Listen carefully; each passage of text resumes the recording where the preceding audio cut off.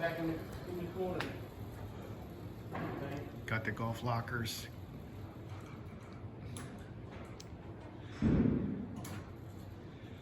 Lee Trevino, one of my favorites. Yeah, back in the day, that was. He was a poor man's golfer. Yeah. That's what I liked. He could strike that. Actually, it wasn't until, several years ago that you heard how the guys really didn't like playing with him. No, he talked. He was. Well, he grew up that way. That was part of his. That was part of his thing. I played darts for a number of years in bars, and I'd always buy a bag of potato chips and open them up and put them on the table. The guys didn't. I wouldn't eat them, or I eat them with my left hand because I'm shooting darts with my right. But I always, and that was his strategy of just talking and get you out of your mentality, That's what I mean, I mean, he wasn't too... Poor man's golfer. He was doing anything he could do to win. And that's how he lived to get to be a golfer. Mm-hmm.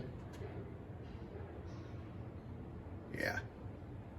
It's a little too snooty and privileged. I like that golf has its characters. Yeah.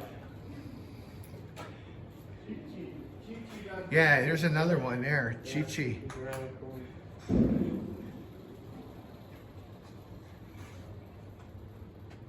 Arnold Palmer. I spent the day with Arnold Palmer. Did you? Got to spend a whole day with him on the golf course. And Oh. I was a guard for him.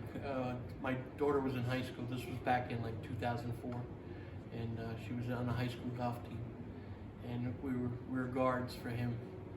And I spent all day with him, and he was having lunch, and people were like, "Mr. Palmer, Mr." I said, "Will you let the man eat his food?" And he goes, "Tom, go get their stuff, bring it here."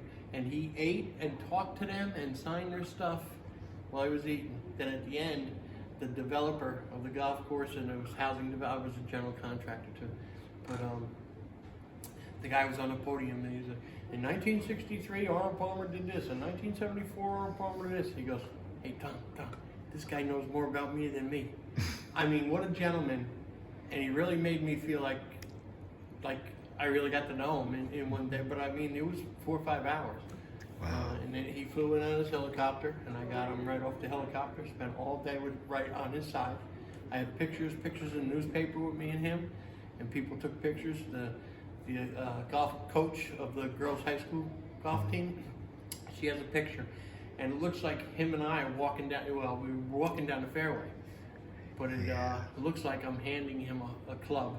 Like you're his. And people are like, "What are you doing?" I said, "I was getting him a Fore," and they're like, "Really?" I'm like, "No." But That's so all cool. day. So I thought his tractor, he might have gone on his tractor after that round, but he got on a helicopter, huh? Oh, yeah. Well, he flew in from Florida. This was in North Carolina. It's called River's Edge. Yeah, I Golf heard of course. it.